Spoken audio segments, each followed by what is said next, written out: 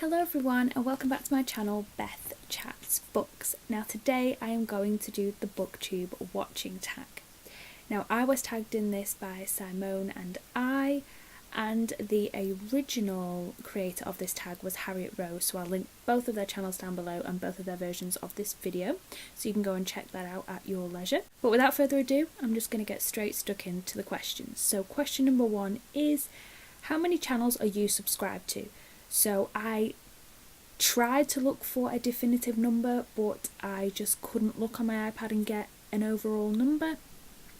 But it is clearly in the hundreds because I am connected to quite a lot of booktubers. Ultimately, I don't get to watch every single one of the videos that they upload on a regular basis, and quite a few of those channels I might potentially have not seen any videos from, but I have a compulsion to go on people's recommended Sunday shout out videos and subscribe, and maybe I should cut my numbers down, but I am not too bothered about it at the moment. I'm spreading the love because I like the love being spread back to me and my channel, and I'm quite happy to do it, so at the moment it's not a big deal.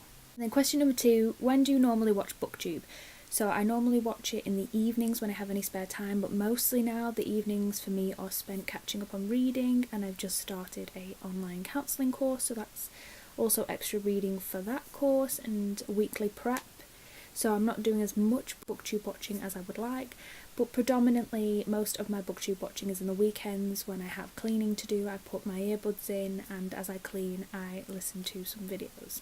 And sometimes in the mornings as well, before I'm going to work and driving to work, I put a quick video on while I have a cup of tea in the morning, just to kind of wake me up softly for the day. And then number 3, how do you balance Booktube watching, reading and making your own videos? So I have written down badly. I am still trying to come to terms with that. I've had the channel for over a year now, but in terms of making videos, reading and watching, there isn't a good equilibrium, and I think most booktubers will admit to that. There's times when you're doing a lot more watching than you are creating videos. There's a lot more times when you're reading than you are creating, and vice versa. So at the moment I was predominantly focused on trying to get out of a kind of reading slump due to work, and so I wasn't as focused on getting my videos out, and I feel recently I've kind of gone down to 1 video a week, which I'm kind of okay with at the moment. I'd love to make more content and I'd love to structure them for certain days like other people, but at the moment that's not working for me and I don't want to put too much pressure on myself, so I would say I'm still trying to achieve that balance. Then question number 4, is there a difference between videos you like watching and videos you like making? Definitely. So I love chatty long-winded videos. I love Simon of Savage Reads' chatty videos and catch-up videos, and kind of really long wrap-ups and TBRs where I can really get a sense of what people are reading. I love those kind of nosy videos. But I prefer making for my own channel more interesting content than that, because I feel that sometimes my wrap-ups and TBRs aren't as interesting for other people to watch as I find them to watch myself. So I like when I create more important content and more content focused around things I'm passionate about that are book related, but sometimes that are not book related as well. And then number 5, who is the first booktuber you subscribed to and do you still watch them? So I'm saying that the first booktuber I probably subscribed to was Eclectic Reads, because aside from big booktubers, I watched big booktubers for a long time, and only after a few months of watching Booktube religiously did I end up following them, because I was more interested in only following smaller channels that it could make a difference to. And I remember finding Eclectic Reads. I still am subscribed to him now. He is an amazing person. I'll link his channel down below. He was always a massive supporter of my channel from the beginning, so I'm happy, and I would class him as the first memorable booktuber that I connected with. And then number 6, who is the most recent booktuber you've subscribed to? So I'm going to put Simone and I'm already going to link her channel down below, because she is the most recent booktuber I can think of that I have adequately subscribed to and connected to in a most recent spectrum, and she's lovely and I would highly recommend going and checking her channel out. And then number 7, share an old favourite booktuber. So I am just going to say Jasmine over at Jasmine's Reads and Matthew from MCS Books, because they're the first kind of booktubers, as well as Shazza from Hooked on Books, that I would say I created a connection with from very early on of the development of my channel to present day. and they're my oldies but goodies, my from day ones, as you would say.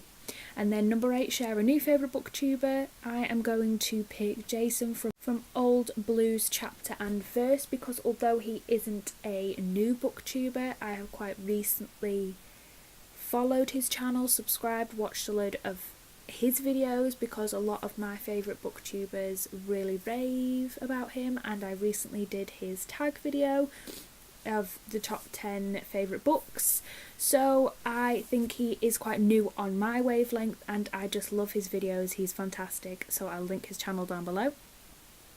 And then number 9, what is one of your booktube pet peeves? So I have put the pressure to conform to a certain kind of booktube. So on this I mean in particular the YA side of booktube, which gets a lot more views, which people have a lot more subscribers to. I hate that there's that pressure to feel like your channel is only successful if you get up to those numbers by conforming to what they're reading and what is cool in booktube.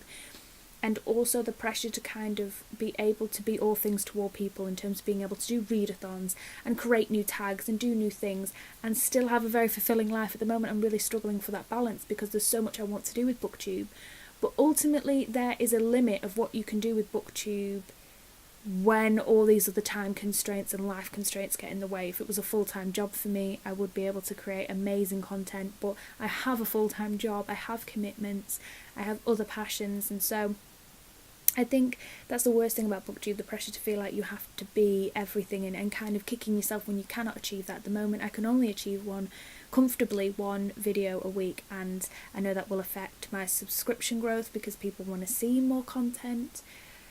But there's not a lot I can do about it, and it's something that I don't want to give up on, and I'm very happy with my progress, and so I've just got to accept it and kind of let the external pressures kind of float away.